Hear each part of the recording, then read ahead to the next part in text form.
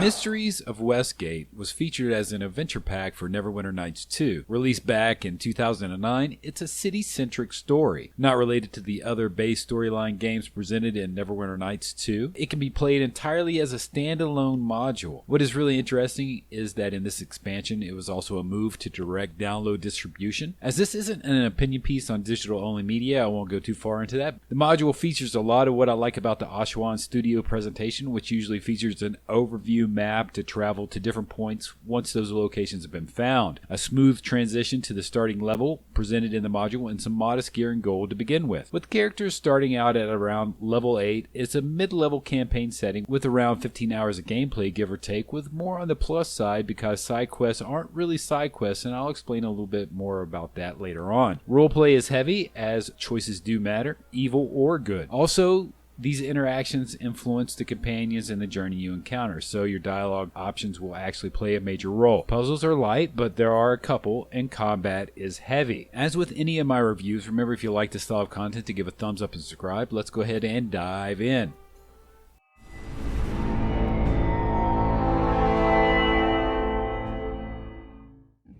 Well, for better or worse, we're in Westgate now. You could use someone like me to show you around. Someone who's lived here before and knows how to walk around without getting her throat cut. I doubt the night masks will tell you anything about that mask of yours, but their rivals in the city might be willing to share information. I suggest talking to the Ebenclaws, if we can find them, that is. Mysteries of Westgate doesn't open up dramatically. While there is a mystery surrounding Domino Mask causing the hero to have nightmares and question sanity itself, this is also why we have traveled to Westgate, to answer those questions, and to rid ourselves of the cursed mask. But the progress of the main story surrounding the mask doesn't seem to make leaps and bounds forward in the storyline progression, and almost feels like a back burner. In a way very similar to Darkness over Daggerford, side quests are the bread and butter here. Also, there are some factions at play inside the city itself. A power struggle seems to be going on with some of the rival thieves known as the Night Mask and the Ebon Claws. But like any story from Ashuan Studios, all is not as it seems as we progress through the Westgate story arc. Several of the best moments I found while playing this module would be in the side quests themselves, be it fighting in the arena or figuring out an ancient riddle that has gone unsolved for centuries. Actually, at one point I was so vested in the side quests, I completely stopped working towards the main storyline. This is also where I stumbled into trouble, as I was earning a tremendous amount of gold, and I started buying some of that really good equipment from the vendors to outfit my party. Like any game in the past, I blew through the stack of gold fast and furious, only to have the main storyline smack me in the face with something I never expected. I need to have a large amount of gold. While not giving away spoilers to this, I think it's important to impart the feelings that I had at this moment. The module broke an unspoken gaming code. It forced real-world problems onto me. To progress through the storyline, I had to save money. But I was in a particular problem at this point.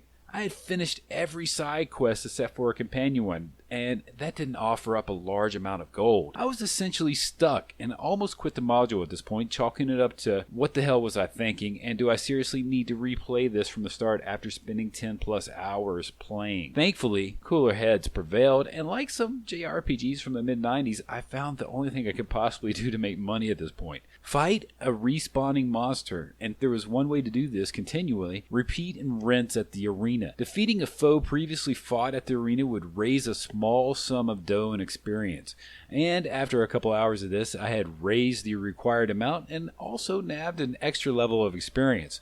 So there was a plus side to all this, and it really did feel like I was playing Dragon Quest on the NES by the end of the process. And let me tell you guys, I really do enjoy Dragon Quest. As for the story itself, it was actually pretty nice. While I felt that the Domino Mask wasn't featured enough or had enough relevance and impact to the tale as I progressed, the characters I met and some of the encounters were actually pretty fun. The companion tales were also great. Everything seemed to be building up in the right way, all the way to the end. Unfortunately, that's where it seemed to just fall off a cliff. Everything just becomes super muddled in the end. It's like one of those movies you hear about where everyone is like, that's a really great movie, but bad ending. That's what I felt like on this one. All that being said, the tile set expansion and placement is really great. The city of Westgate feels like a place with tons of interesting characters to meet. The atmosphere and mood is set just on point with the cloud of intrigue of what's going on, and each area feels like its very own section. Overall, the presentation of Westgate is really solid as well, and the musical score is really something to listen to.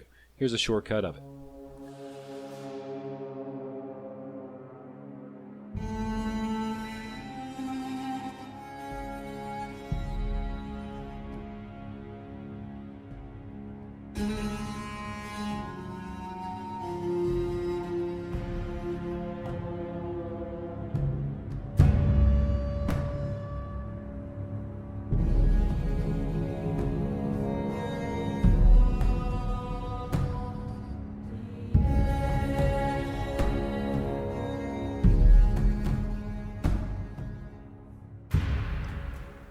Mysteries of Westgate is an interesting piece. It doesn't grab you too hard in the beginning, but eases you into the cityscape that through all the side quests begin to take form and shape. Also, a lot of the characters are really well developed and seem to be a part of this world, even down to the beggar on the street. While I can't say that it's a perfect romp, it was enjoyable. And if you like city adventures, then you're definitely going to want to check this one out.